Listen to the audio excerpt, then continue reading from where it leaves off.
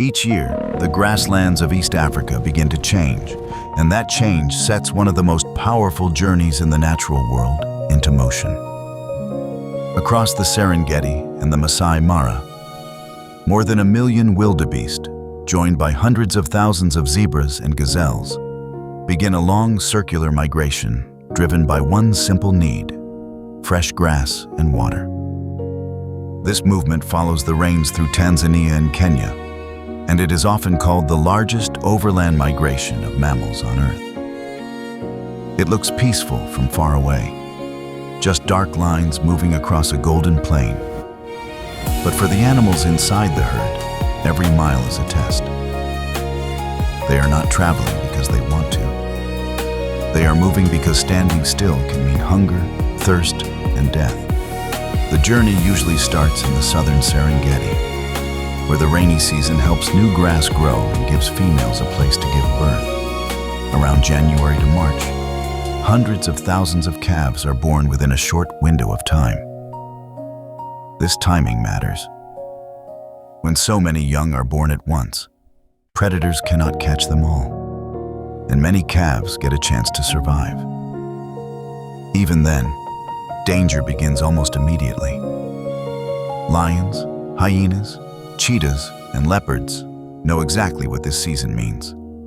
For them, the migration is not just a wildlife event.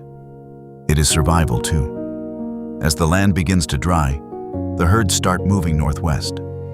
Wildebeest and zebras travel well together, and each animal brings something useful to the partnership.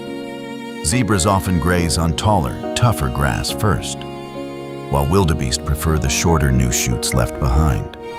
Zebras also have strong eyesight and seem to remember routes well. Wildebeest are highly tuned to changes in weather and may detect distant storms that promise rain.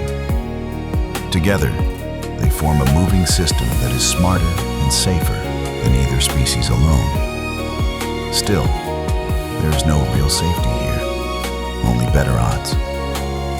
A herd can lower the chance that one animal will be chosen.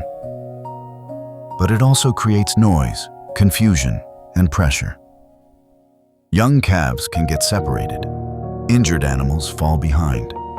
Predators follow the edges, looking for weakness. Lions move low through the grass. Hyenas test the herd at night. Cheetahs focus on the very young. Wild dogs may target the isolated and exhausted. The migration feeds the grazers, but it also feeds an entire predator community across the ecosystem. And that is what makes this journey so important. The Great Migration is not only about wildebeest moving from one place to another, it shapes the whole region. The animals carry nutrients across huge distances. Their grazing changes the grasslands. Their dung helps fertilize the soil. Carcasses left behind feed vultures, crocodiles, fish, insects, and countless scavengers.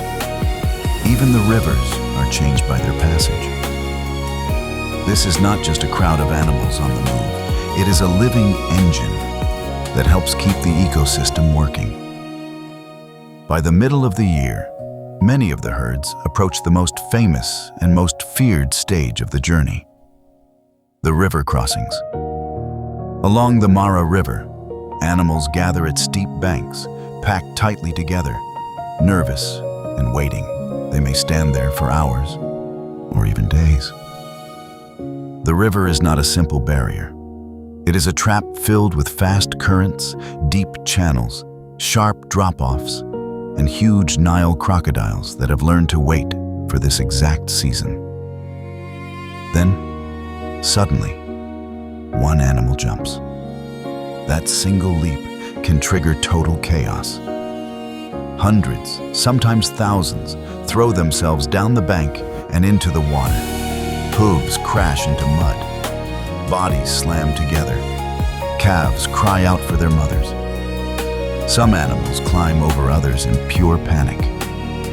The current pulls at them immediately, and crocodiles explode from the water with terrifying force. Many crossings succeed. Many also end in injury or death. Some animals drown. Some break legs on the rocks or steep banks. Some are crushed in the rush before they ever reach the water. It is one of the harshest scenes in nature because there is no plan, no order, and no rescue.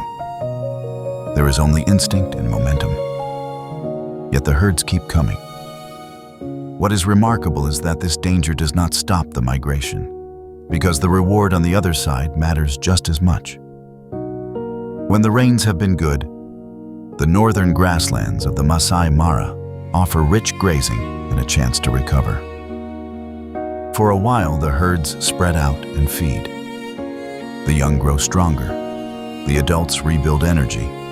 It is one of the few times in the cycle when life can seem almost calm. But even in these greener months, predators stay close, and the pressure never fully disappears. Then the seasons shift again. As rain returns to the southern plains, the herds begin to turn back. This is why the Great Migration is not a straight line from one place to another. It is a year-round loop shaped by rainfall, grass growth, breeding, fear, and memory. The animals are following a moving pattern of life that is repeated for countless generations. They do not know borders between countries. They do not know they are part of one of the most famous wildlife events on Earth. They only know the pull of rain and the need to keep moving. Scientists continue to study exactly how wildebeest navigate this enormous route. Smell, sound, social behavior, and response to distant storms all likely play a role. What is clear is that the migration depends on open land and connected habitat. Fences, roads, agriculture, and climate change can all disrupt the timing and pathways that this system needs. If the routes close, the migration cannot simply be moved somewhere else. It exists because this landscape still allows it to exist. That is part of what makes it so extraordinary. The Great Migration is dramatic, but it is also fragile. It feels timeless when you watch it, as if it belongs to another age, and yet its future depends on choices being made right now about conservation, land use, and coexistence between wildlife and people. Protecting this migration means protecting not just the animals, but the space, rivers, and seasonal rhythms that make the journey possible. In the end, the Great Migration is a story about movement, but it is really about survival. It is about mothers guiding newborn calves through a world full of teeth. It is about predators waiting with equal determination. It is about grass that grows, dries, and grows again. And it is about a herd that keeps going, season after season, across one of the last great wild landscapes on Earth. As the light fades over the savanna and the dust rises behind another moving line of animals, the meaning of this journey becomes simple. Life in the wild does not stand still, and neither do they. If you want more stories like this, stay with the journey